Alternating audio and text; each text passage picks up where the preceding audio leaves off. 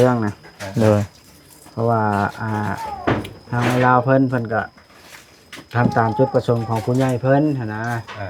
แล้วเพิ่นว่าเพิ่นลืมคิดไปว่ามันสิกระทบน้องนุ่งเพิ่นว่านะเพิ่นก็เลยว่าออกมาขอโทษน้องนุ่งแล้วนะเรื่องที่เพิ่นลงเว้าออกไปนะโอ้แต่ว่าเมื่อนี้ถือว่าคุยกับบ่าวลาวอย่างเรียบร้อยแล้วบ่แม่นคุยเข้าใจกันแล้วบัดนี้สิบ่ให้เกิดขึ้นอีกแล้วก็ทางเฮาก็ได้เว้ากับบ่าวลาวออกไปหลายอันหลายอย่างเนาะเฮาก็ได้ขอโทษเพิ่นคือกันนะเฮาก็เฮ็ดไปด้วยความโมโหนะแบบว่าเฮาก็เห็น FC ผมเม่นว่าเฮาผู้เดียวเฮาก็ออกมาปกป้องคุยกันเข้าใจแล้วลงตัวกันแล้วเนาะวันแรกก็คือคุยกันลงตัวกันเรียบร้อยแล้วมีปัญหาได้ตอนนี้เนาะคือปกติก็ช่วยเหลือกันได้คือเก่าปกติแม่กันคือเก่าแหละโดยพอได้ยินนั่นก็ดีใจนพี่น้องเอ้ยเอาสิมันบ่ได้มีหยังใดแล้วมันแค่เข้าใจผิดกันเนาะเข้าใจผิดกันซื่อเข้าใจผิดเนาะแม่นเพราะว่าเฮาก็ในคลิป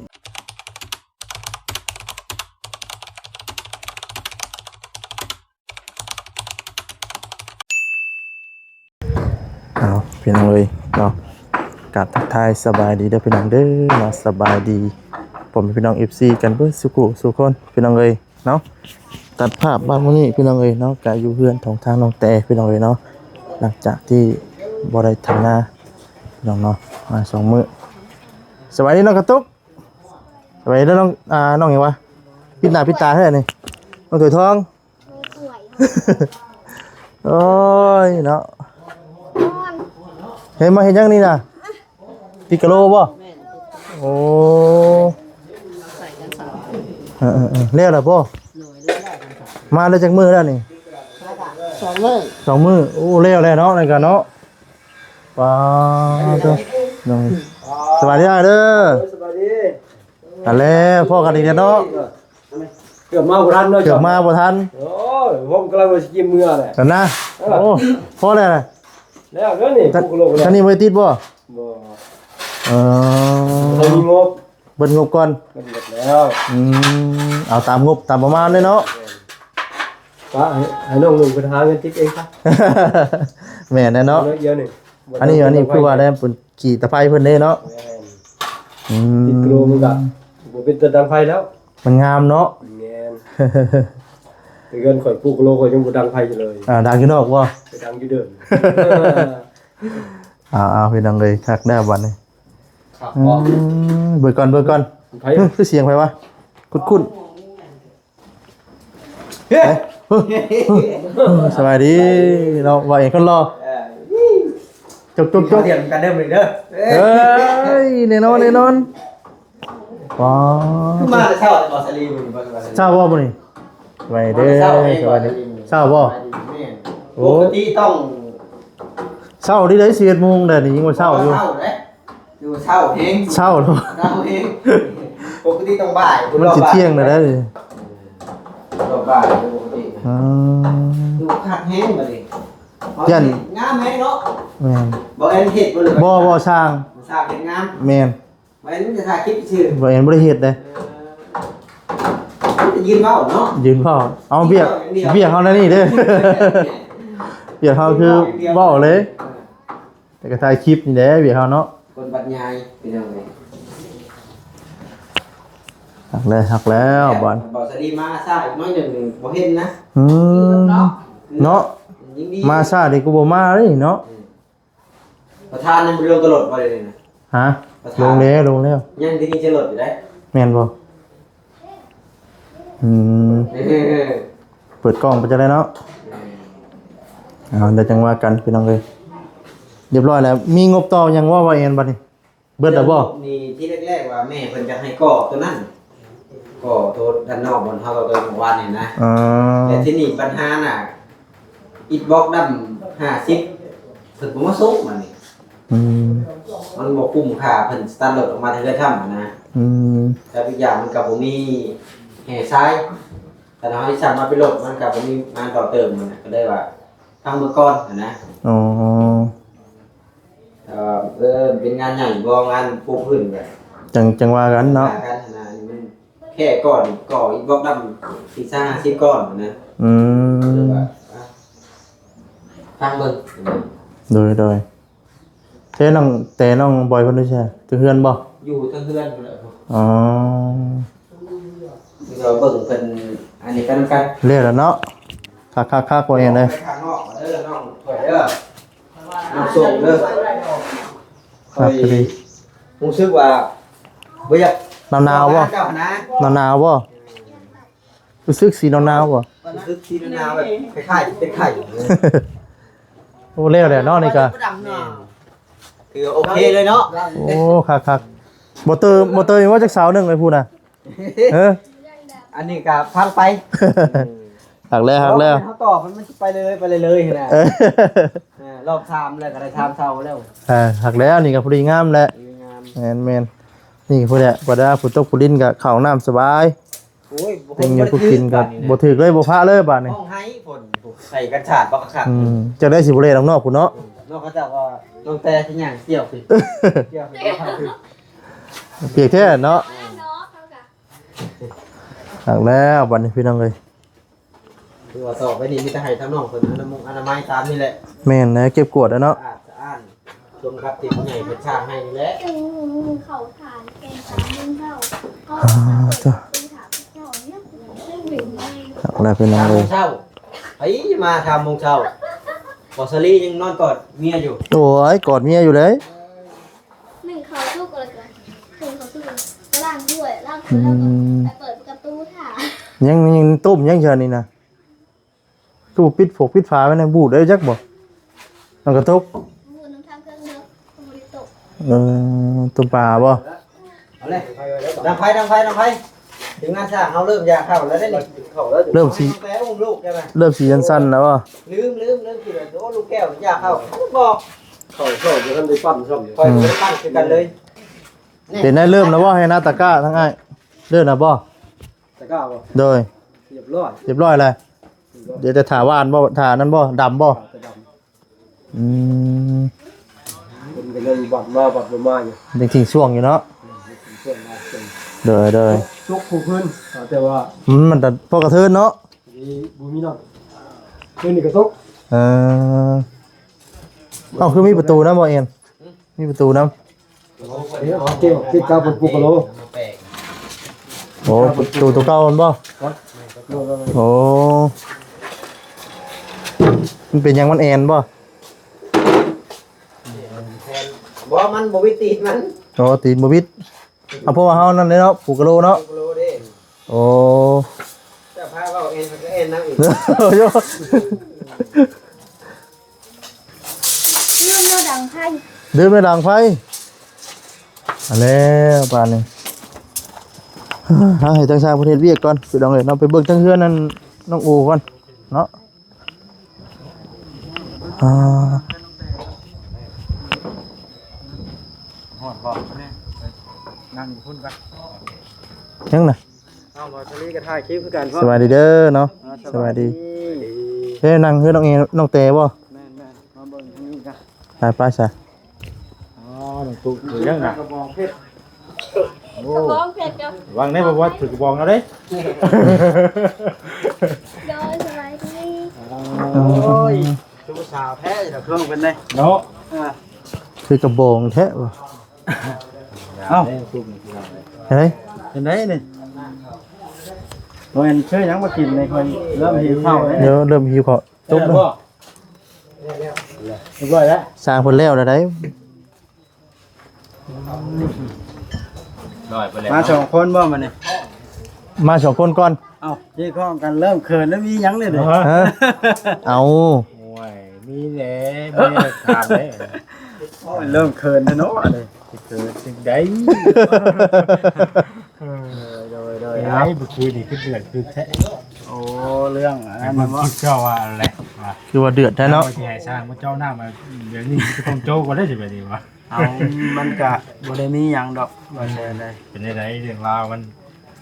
อืม เอาข้าวได้เนาะเอาข้าวก็ได้ ก็คือเอาตามความเป็นจริงเลยซะบ่คร่าวๆเนาะ บอกเห็นว่าน้องข่อยกับบ่กล้าถามได้ได้ข่อยกัน บ่ขอสิเล่าแล้ว เรื่องนี้ มันก็บ่ได้มีหยังมากมายดอกก็เป็นการเข้าใจผิดกันต่างคนต่างบ่เข้าใจหั่นนะ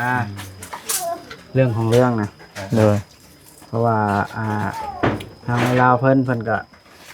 ทำตามจุดประสงค์ของผู้ใหญ่เพิ่นหั่นนะแล้วเพิ่นว่าเพิ่นลืมคิดไปว่ามันสิกระทบน้องนุ่งเพิ่นว่านะเพิ่นก็เลยว่าออกมาขอโทษน้องนุ่งแล้วนะแล้วเรื่องที่เพิ่นลงเว้าออกไปหั่นนะ โอ้แต่ว่าเมื่อนี้ถือว่าคุยกับบ่าวลาวอย่างเรียบร้อยแล้วบ่ แม่นคุยเข้าใจกันแล้วอะ อืม บัดนี้สิบ่ให้เกิดขึ้นอีกแล้วอะแล้วก็ทางเฮาก็ได้เว้ากับบ่าวลาวออกไปหลายอันหลายอย่างเนาะเฮาก็ได้ขอโทษเพิ่นคือกันหั่นนะเฮาก็เฮ็ดไปด้วยความโมโหหั่นนะแบบว่าเฮาก็เห็น FC ผมเม่นว่าเฮาผู้เดียวเฮาก็ออกมาปกป้องตัวเองหั่นนะบ่แม่นหยังดอกแล้วก็มันผิดพลาดไปเฮาก็ขอโทษ FC เบิดคนที่เบิ่งแล้วเนาะ โดย สรุปแล้วก็บ่ได้มีเรื่องหยังดอกมาใช้ในบ้านนี้ เป็นการเข้าใจผิด แม่นคุยกันลงโต โต แล้ แล้วเนาะ โดย อืม ก็ถือว่า ปกติเนาะ โดยก็ถือว่าแบบว่าหักแพงกันคือเก่ามีหยังก็เว้ากันคุยกันคือเก่า โดย แสดงว่าเบิ่งคลิปคอยบ่ได้ละคืนนี่ อืม เกือบโอแตกเนาะ บ่ เกือบ ตัวไปนอนคืนนี่ เบิ่งคลิปคอยบ่ บ่ไฟรับ โอ้ยถ้าผมเป็น FC กันได้ดีเดี๋ยวมา ก็เบิ่งคลิปบ่หยอก โอแตกไปแล้วนะโอ้ยเนาะแต่ว่า เห็นในคลิปจานฮะ โอ้นี่ว่า เบิ่งคลิปแล้วบ่ได้ตนค่อยนะบ่ได้นะ ค่อยเบิ่งก่อน เอ้าบาดนี่ บัดได้บัดเตะเดี๋ยวว่าขี้เตะ คิว เออ บอกว่าไว้เลยว่าจะเกือบโอแตกว่า เออ แม่นล่ะว่า แม่ เกือบได้ เรื่อง เนาะ เรื่องของเรื่อง คุย กับคัน ตัวโอแตกได้เนาะ คันแบบว่าซุมเฮาบ่คือการบ่จะใช้กันในอีกอย่างเฮ็ดให้ผู้ใหญ่ทางนอกก็สิบ่เข้าใจกันอีกเนาะ แม่นี่หลายอย่างได้พี่น้องเนาะดีแล้วเนาะคุยกันเข้าใจกันแล้วก็มีแต่ต่างคนต่าง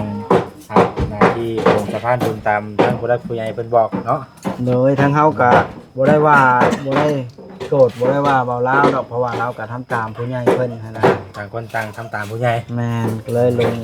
ต่างคนต่างทำตามที่ผู้ทรงผู้ใหญ่เนาะ เด้อ เลยเกิดให้เป็นเรื่องเป็นราวย้อนเนาะ เพิ่นก็บ่แม่นนะตกใจเติบได้เมื่อคืนนี่แบบว่าบ่สบายใจก็เลยออกมาเว้าหลายแนวนะมันก็เลยเฮ็ดให้เรื่องมันใหญ่ขึ้นอีก เลยมานี่เฮาเรานัดกันมาคุยกันกับไอ้ลาวเพิ่นคุยกันลงตัวแล้ว อื คือ ม ต่างคนต่างให้อภัยกันแล้วนะก็บ่ได้มีหยังมากมายกว่านั้น เห็นแล้วเนาะ แม่นต่างคนก็ต่างมาถ่ายได้ปกติแบบว่าบ่ได้มีไผห่วงห้ามหยังนะบัดนี้เนาะ ต่างคนต่าง เพราะว่า ไปเนาะ แม่นทางไอ้ลาวเพิ่นก็สิไปคุยกับผู้ใหญ่เพิ่นให้เข้าใจนะเพราะว่าบ่แม่นหยังเราต่างคนต่างก็มีคนหักคนแพงเนาะคือเฮานี่ถึงผู้ใหญ่ทางนั้นที่บ่แพงเฮาก็มีผู้ใหญ่ที่ยังแพงเฮานะเพิ่นก็บ่อยากพอใจปานใดนะ โดย เพราะว่าเอาง่ายๆซะคนเฮามันมีคนหักแล้วก็คนชังเนาะมันมาคู่กันอยู่แล้วแม่นบ่คือน้องตุ๊กนี่ยังเริ่มเฮ็ดฉาว เฮ็ดเจ้าขึ้นบัดนี้เนาะป้าพี่น้องเลย อ่า ห้ามไปกลับไปห่วยผัวสิบ่ลงบ่ได้นี่ ลงกันแล้วเอ้า โอ้ยแต่มีน้องตื่มพุ่นเด้อมากลับไปนะเป็นชาวดิ เนาะเป็นชาวลุงว่าลุงก็เก่าดิ ยันผัวจัดนั่งจัดเต็มบ่ แม่น อย่าไปเลย นั่นน่ะ ถึกแซวหลายบ่ได้เนาะ แหมเคินน้องเพิ่นก็ได้ สบายดี ล้างใส่อยู่ โอ้ยเว้าเรื่องเข้าใจผิดกันเล็กๆน้อยๆนี่ล่ะลุงแก้วเอ้ยบ่ได้มีห คุ ยั ย ง กันลงตัวแล้วเนาะเอาแบบมาถามเด็กน้อยพี่น้องเนาะก็สิบ่อย่างไรแล้วก็สิบ่ด้วยพูดอย่างไรนะ โดน แล้วคือแล้ว แน่ จบก็คือจบเนาะ เรื่องมันก็จบไปแล้วก็จบก็คือจบนะ แม่กันถามประมาณนี้แหละพี่น้อยก็บ่ได้ว่ามีคำถามอย่างมากมายหลายอย่าง พระเจ้าสิบ่ลงกันบ่ส บ้องของข่อยมีเมล็ดของข่อยนะ มีแต่เรื่องตัวน้ำตัวไหนเดี๋ยวเราจะแจ้งว่าผู้ใด อืม จะน้ำจะได้อะไรปกติบัดนี้เนาะ ได้ปกติ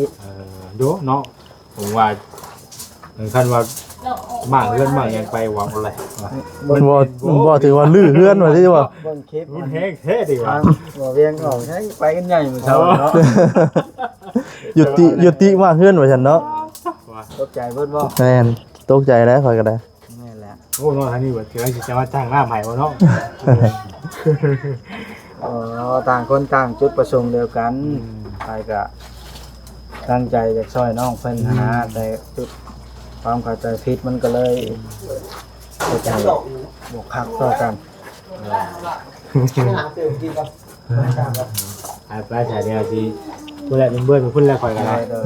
สวัสดีเด้อเนาะ ขอบใจทั้งมาแซนกับมาชาลีหลายๆเด้อที่มาถามไทย ก็จะไปทางนั้นอีกได้บ่เนี่ย โดย ไอ้นึง ก็เพื่อนอาบเพิ่งบ่ ผมเห็นในคลิปเดียวนี่แล้วว่าในไหนเห็นนะเพิ่น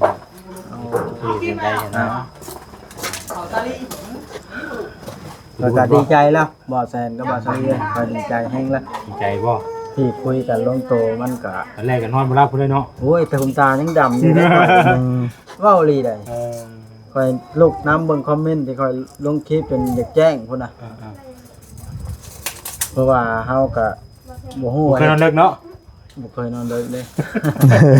บ่ฮู้ว่าเฮ็ดพื้นผิดหรือเฮ็ดถูกเนาะเฮาก็เฮ็ดตามความรู้สึกเฮาในตอนอารมณ์ชั่ววูบนะ เพราะคันสิว่าไปได้ก็มันกันเกิดไปมันก็คือว่าแต่มันก็ แม่นล่ะ มันก็มีคำว่าอีกนะว่า คำบ่ถูกไผมันก็บ่รู้สึกเนาะ แม่ อัน มัน นี้ ก็คำว่าตอนนั้น อันนี้เราภาพ FC บาแซนกับ FC บาสลีเดี๋ยวว่าบอกว่าเด้อเนาะอันนี้ก็ได้ เว้าแบบว่าตามความรู้สึกนะ แต่ว่าก็ย่าเงาแล้วล่ะ มันเงาแล้วบ่ ย่าแล้ววิทย์ไปแล้วเว้าหัวได้ไปนี่ ตีปีกตึ้มๆบัดนี้เนาะ บ่ว่าเด้อ ไอ้ๆใกล้ๆตีบ่ ใกล้โอ้โห อ้าวคือว่าไงว่านี่ก็ได้เนาะ กันดีก็ได้กิน ไม่ว่ากันพอได้ยิ้มนำได้เนาะ ก็ได้ว่าบ่ได้หัวสิได้อ่ะ แม่บ่เห็นแล้วจนตกใจเราก็ได้ ใจเลย ยังบ่ไปซื้อชิ้นหมูมาลาบอยู่ปานนี่ เอ้ยโอ้ยไปสิกินน้ำนี่นะ เป็นน้ำหม้อ สู้ๆเนาะ กินแล้วง่ายไปนะ เอาเลย เฮ็ดใส่แว่นตาดำปกปิดความเศร้าได้มื้อนี้นะ อ๋อ บึ้ง มือ ถ้าใช่ที่กันไปมันก็เลยคนละเนาะเนาะไอ้ที่บ่อยู่อ่ะ คิดของท่านผู้ชม ไอ้ที่บ่อยู่อ่ะ นี่ฮะแล้ว มันสิคือกันบ่ติแม่นตาดำคือกันบ่ ก็ไปตอนนี้มันแว่นแจ้งอันนี้ เอาใส่เบิ่งก่อนแจ้งกะ ว่าขานุ่มนวลนะได้ของแท้ไม่ใช่ เอาอีก นั่นเลย ว่าเนาะนอกจากผมแค่ถามว่าของแท้คนเลยใส่เบิ่งก่อน คือว่านุ่มนวลแบบกลมกล่อมในมือแท้เลย ใส่เบิ่งโอ้ย เป็นคงกระแซนแล้วเกิดเป็นของแท้แล้ว เอาเป็นได้บ่คือว่าอะไรเนี่ยว่า โอ้ยเนาะติโอ้เล่คือเลยเนาะคนละคนเลยนี่ พ่ออยากสแกมผู้ไว้ขึ้นหน้าจอ Facebook เลย ว่าบ่คือข่อยใส่แว่น เอาเลย นะต้องแว่นข่อยอ่ะ บ่คือบ่ บ่คือบ่คือ เลย ของเราต้องสีกรอบๆนิดนึงเนาะ แม่นแม่นแม่น กว่าราคาถึงก่อน บ่ว่าดอกคือนุ่มนวลได้ซะ ฮะเอ้าราคาถึงอยู่ห่างมันเป็นของดีเด้ โอ้แม่นของนอกเพิ่นน่ะมาฮะ บ่ ของไทย อ๋อคนน้อยอาบน้ำเนาะเอาในใดก็ขอบใจหลายๆเด้อที่ทาน เด้อ เป็นพวกกัน กู ดี ได้ บ่ สิไปอีกคลิปหนึงพูดได้ข่อยว่าบังคับแล้วเวลามันยาวเลย งาเติมละ คลิปสองเนาะ ต่อไปได้พี่น้องเด้อเบิ่นน้ำนี่จะถ่า เอาไปเรื่องเย็นยาวเนาะดีใจน้ำเนาะเด้อ พูดกันลงตัวแล้วเนาะ ไปพี่น้องเอ้ย ทานไปลิใจน้ำกันอยู่บ่เนี่ย น้องโตใหญ่เนาะใหญ่อยู่ มันก็เขาอยากให้เรื่องเกิดแบบนี้ คือ เนาะ ว่าจะจบคลิปหรือจะบ่จบอะไรวะ เอาลงมารุมหน่อยเนาะ สิไปถามไผน่ะ เอ้าถามเฮา โทรไปถามแล้ว เอาสิมื้อเลยเด้อ ไปใช่ไม่เอาคิดจักเอามื้อนี้ไปนำกันได้ก็บ่เสียได้พี่น้องเอ้ยเฮาก็ได้ ต่ออีกคลิปนึงอยู่เป็นได้แล้วบัดนี้เนาะไปต่ออีกคลิปนึงเห็นแล้วบ่เล่าสิมื้อละไปขนาดเฮายังได้มื้อละบ่มื้อคือกันแม่กินข้าวกันกินข้าวเด้ดีแย่ไปดูเลย เอามาพี่แล้วบอล อันนี้กินข้าวเช้าเลยตอนนี้ เอาหน้าเอาหลังได้ไงแล้วบอล นี่ได้มาแจ้งข่าวดีบ่ สวัสดีสวัสดีสวัสดี มาแจ้งข่าวดีบ่ข่าวดีกับบ่าวแซนนี่บ่ คือเดือมแท้เนาะ บ่มีมื้อนี้เนาะโดย คุยกับโยโฮไปยังไง โอ้ยเราสิเมื่อเลย หัวหน้าบ่ให้เมืองไงนี่ บ่ให้ข้าวเช้าได้บ่เราบ่ได้กินข้าวเช้า เอ นะ อ ทนแหลมเหมือนกันเลยนะ โทษกระโทษจ้ะ เอาในใดมีเรื่องด่วนบ่บ่ก็ในใดมาจะมาถามเบิ่งเล็กน้อยแล้วถามยังบัดเอาถามเรื่องราวที่เกิดขึ้นในอย่างแนวนี่แหละเป็นในใดอ๋อบ่มันบ่มีปัญหาหยังดอกมันคุยกันเข้าใจแล้วลงตัวกันแล้วเนาะวันแรกก็คือคุยกันลงตัวกันเรียบร้อยแล้วมันไปหาได้ตอนนี้เนาะคือปกติก็ช่วยเหลือกันได้คือเก่าปกติทางแม่กันคือเก่าแหละโดยเขาได้ยินนั่นก็ดีใจ ดีใจนะ พี่น้องเอ้ยเอาสิมันบ่ได้มีหยังได้แล้วมันแค่ เข้าใจพี่กันเนาะ เข้าใจผิดกันซื่อเข้าใจผิดเนาะแม่นเพราะว่าเฮาก็เห็นในคลิปหลายอย่างแนวมันก็ก็ได้ว่าอยากบ่สบายใจบ่แม่นนะ นี่คือว่านั่นเนาะ เบิ่งทางสองฝ่ายว่าซั่นซะเนาะบ่สบายใจนำเนาะอย่างนั้นมันสิเอาเนาะมันฮ้อนบุบบ้าฮ้อนบุบบ้าเข้าบ่แซ่บเด้นอนก็บ่หลับแล้วเจ้ามีหยังแล้วบ่แซ่บบ่สลีบ่มีหยังแล้ว โดย ทักทายกันคือเก่าสลีกันคือเก่าแหละมีหยังก็ช่วยกันไปคือเก่าเนาะแม่นๆคนเฮามันก็ผิดพลาดกันได้ผิดพลาดนะมีความผิดพลาดบ่ว่าการเป็นอะไรให้อภัยกันแต่เรื่องของเรื่องก็คือเขาใจผิดกันนั่นแหละเนาะจะผิดกันมีแต่ว่าเฮาได้คุยกันลงโตแล้วก็โอเคแม่นก็คือใช่ว่าก็บ่ได้ถามอย่างไร โดยเรื่องจบไปแล้วเนาะ จบแล้วก็จบเนาะก็บ่ได้ฟื้นอีหยังนะแม่นบ่ได้มีหยังเดือดได้บัดนี้ บ่มี มีหยังเดือดมีหยังล้วนอีกเนาะมีเรื่องอะไรก็มีล้วนอีกเอ้ย มีดวดมีดวดมีเดือดต่อไปโอ้ย ว่าจะมาถึงเลยดวนกับเดือดมีดวนมีเดือดแล้วพี่ดอยกะนั่นเนาะโอ้ยพี่ดอยกะเมื่อคืนนี่กะพากันเพิ่นเอารถไถอย่างมาดุดดินเนาะแม่นดุดแล้วตอนแรกว่าจังกะว่าสิโทษทางสร้างทางอย่างมื้อนี้แหละว่าเจ้าน้ำตัวอย่างที่นะพอดีว่าเห็นตัวนี้เห็นเรื่องราวตัวนี้ก่อนก็เลยว่าให้กับโจก่อนว่านะโจก่อนก็ได้ฮู้ว่าบัดนี้ก็เฮาก็โล่งใจเนาะได้โอเคทุกอย่างเฮาก็จังสิบ่มีหยังกันมื้อหน้ามื้อในพุ่นแหละวันนี้อาจจะเป็นประมาณมื้อวันจันทร์แม่นคันว่ายังเพิ่นยังสิเจาะสิซอยก็ได้ปกติเนาะคันว่าบ่ซอยก็สุดแล้วแต่เพิ่นเลยได้ซะบ่มีปัญหาหรอกผู้ใหญ่เพราะอันแม่ทางแม่เพิ่นน่ะเพราะเพิ่นที่ผ่านมาก็เพิ่นก็นั่นอยู่นะบ่มีปัญหาดอกคันว่าซอยก็คือซอยคือให้บ่ได้นั่นนะบ่เป็นหยังบ่คิดน้อยคิดใหญ่ว่าซั่นแม่นๆเพิ่นให้ไปแล้วก็แลกไปบ่ได้มีผมคิดว่าสินั่นนี่นะบ่เคยมีเป็นอะไรเนาะให้แล้วเลยเอาเดี๋ยวมีนั่นเนาะว่าวันจันทร์เนาะวันจันทร์บ่ได้มีเวียกมีหยังว่าช่วงวันนี้บ่วันจันทร์ก็ลูกก็บ่ได้เข้าโรงเรียนนี่ก็หยุดเด้พักบ่พักแต่ว่าพักน้ำหลังอันนู้นเนาะพักวันเด็กอันนู้นวันจันทร์นี่บ่ลงวันนี่ขอหยุดก่อนเด้อาทิตย์นึงเด้เอาโอเคขอบใจหลายบ่เล่าเนาะโดยฮอดเลทได้นี่เนาะแม่สบายดีครับสบายดีเด้อขอโทษก่อนเด้อโดยให้อ้ายกินข้าวก่อนบ่ได้กินข้าวเช้าเนาะโดยช่วงบ่แลช่วงบ่ายเนาะสั่งกับมุงเลยเนาะเลยโฮมเลยนี่